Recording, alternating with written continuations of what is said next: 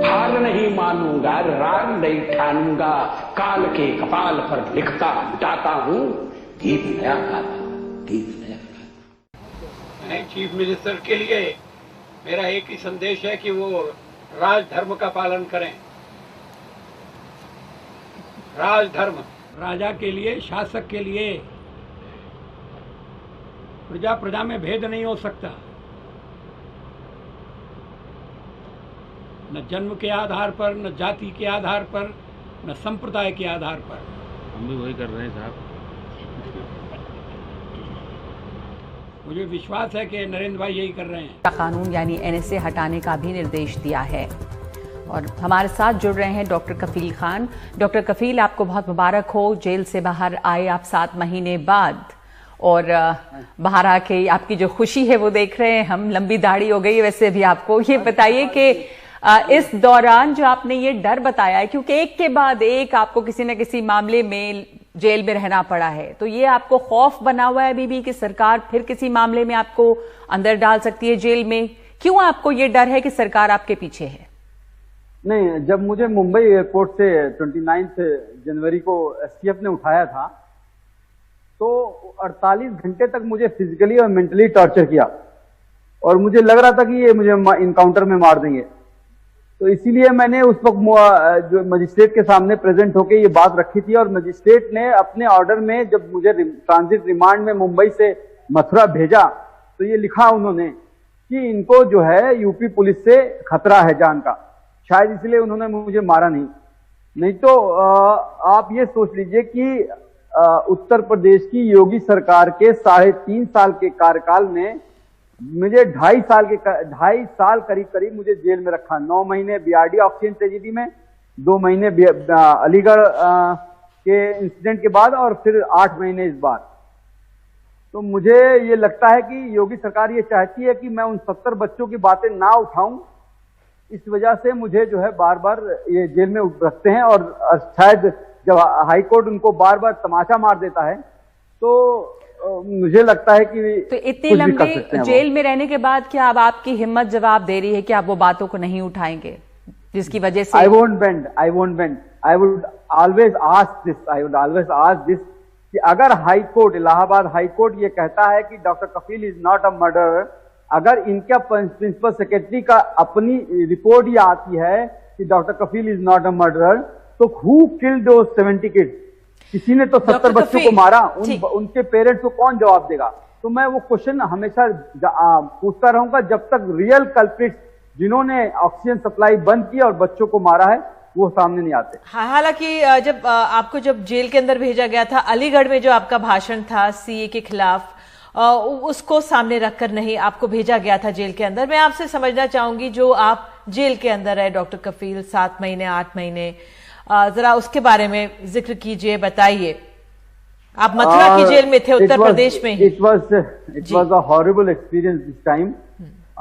करीब 554 की कैपेसिटी है और 1600 कैदी थे। तो जो हमारे प्रधानमंत्री सोशल डिस्टेंसिंग की बात करते हैं वो इम्पॉसिबल था।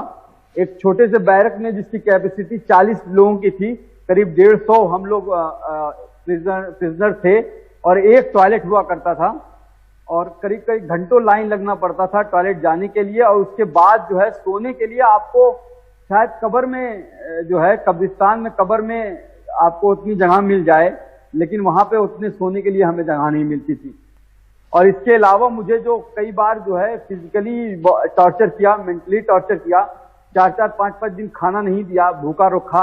मेरी अटर्नियों ने रो दिया था और उनकी यही डिमांड रहती थी कि आप जो है बीआरडी ऑक्सीजन ट्रेजेडी के बारे में कभी बात नहीं करोगे। डॉक्टर कफील, आपने अपना समय वहां पे कैसे गुजारा? क्योंकि आप एक डॉक्टर हैं, चिकित्सक हैं, और आपने बताया इतनी भीड़ थी जेलों में, वहां पे लोग कैदी बीमार भी पड़ते होंगे।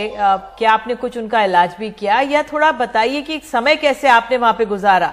आप कुछ पढ़ते थे, लिखते थे? बुक्स पढ़ के जी, बुक्स पढ़ के मैं जब कोरोना वायरस इंडिया में आया नहीं था और जेल जाने से पहले 27 जनवरी को ही मैंने यूट्यूब पे अपना एक वीडियो डाला था कि क्या कैसे बचना है आपको कोरोना वायरस से।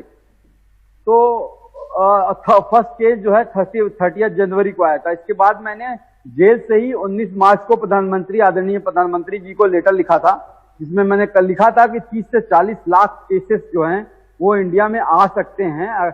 हम लोग थर्ड स्टेज में यानी कम्युनिटी ट्रांसमिशन स्टेज में हम उसे रोक नहीं सकते।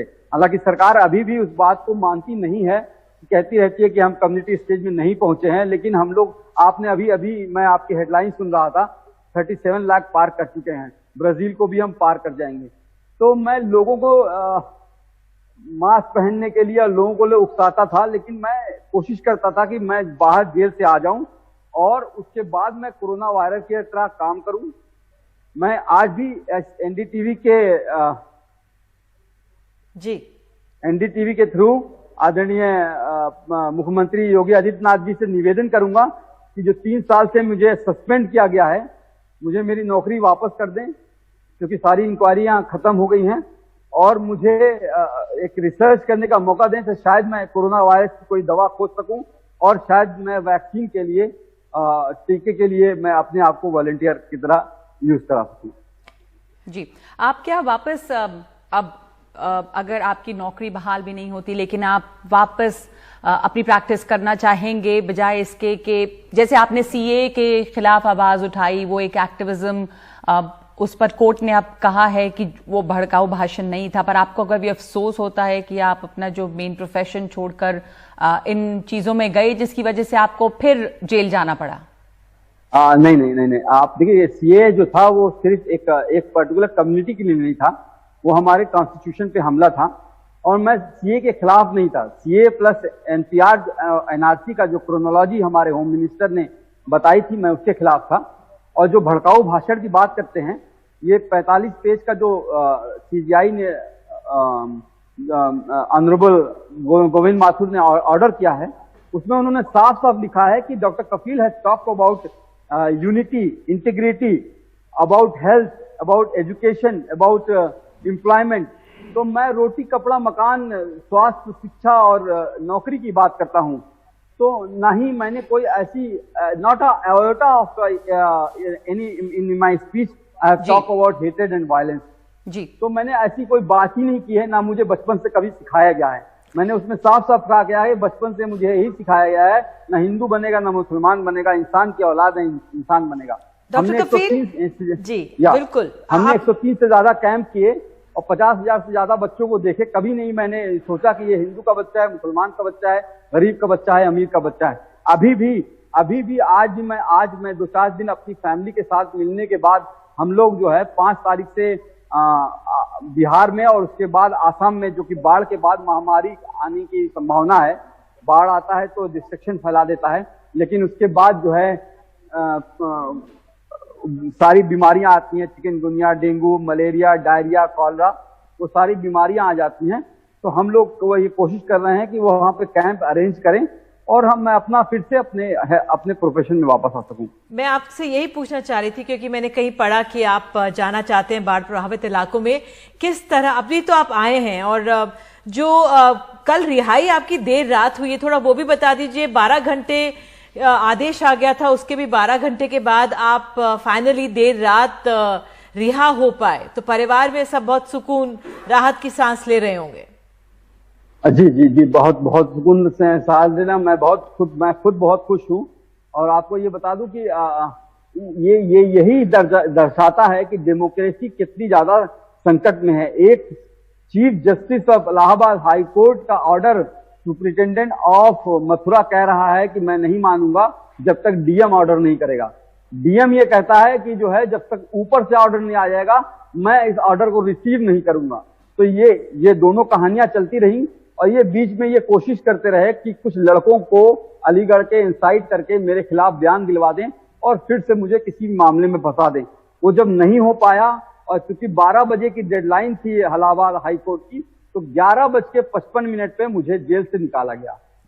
जी, तो एक डर तो बना रहता है लाइफ में, पर कहते हैं ना कि इस जुल्म के दौर में जुबान खोलेगा कौन, अगर हम भी चुप हो जाएंगे तो बोलेगा कौन। लेकिन आपने बाल हट का भी इस्तेमाल किया, आपने उस शब्द का इस्तेमाल किया, बाल हट है, जरा वो भी समझा दीजिए, क्यों कहा आपने ये? हम लोग जो है रामायण देखते थे, कृष्णा की जी के नगरी में था मैं, और हम लोग का 9 बजे से 10 बजे का रूटीन था जेल में कि सारे लोग बैठ के, सब जाति के साथ, सारे धर्म के बैठ के रामायण देखते थे। तो जब उत्तर रामायण में महर्षि वाल्मीकि जी ने उस वक्त जब श्री रामचंद्र जी ने बाण उठा लिया था श्री लव कुश के खिलाफ ही, तो उस वक्त महर्षि वाल्मीकि ने कहा कि राजा का धर्म राजधर्म होता है, राजहट नहीं। तो यहाँ तो हमारा राजा राजहट को छोड़ के बालहट पे आ गया है और एक ऐसे जूनियर ऑफिसर के पीछे पड़ गया है बुरी तरीके से कि उसको जो है, आप यकीन कर लीजिए कि 9 लोग जेल गए थे बीआरडी ऑक्सीजन ट्रेजेडी के बाद। 8 लोगों को नौकरी मिल गई है, लेकिन मुझे इलाहाबाद हाई कोर्ट के क्लीन चिट के बाद, उनके प्रिंसिपल सेक्रेटरी क्लीन चिट के बाद भी सस्पेंशन रखा गया है। मुझे इस बात पे जेल भेज दिया जाता है कि मैंने कोई स्पीच दे दी है यूनिटी के लिए, जो कि चीफ जस्टिस कहता है। उसके बाद एनएसए लगा दिया जाता है, नेशनल सिक्योरिटी एक्ट, मुझे टेररिस्ट बना जाता है। जेल में 5-5 दिन तक खाना नहीं दिया गया जी। मैं खुद भूखा, मतलब मेरी अतड़ियां सूख जाती थी और मैं रोता था।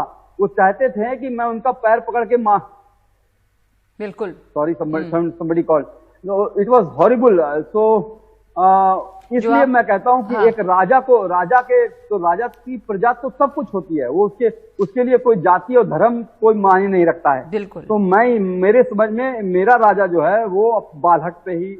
दिलचस्प बात आपने कही कि जो राजा को राजधर्म का पालन करना चाहिए वो उसे छोड़ के बालहट पे बैठे हैं। और मैं वही सोच रही थी कि आखिर आप इतने अहम क्यों हैं यूपी सरकार के लिए कि आपके पीछे पड़ गई है यूपी सरकार। बहुत बहुत शुक्रिया आपका हमसे बात करने के लिए doctor Kafeel. Thank you a lot.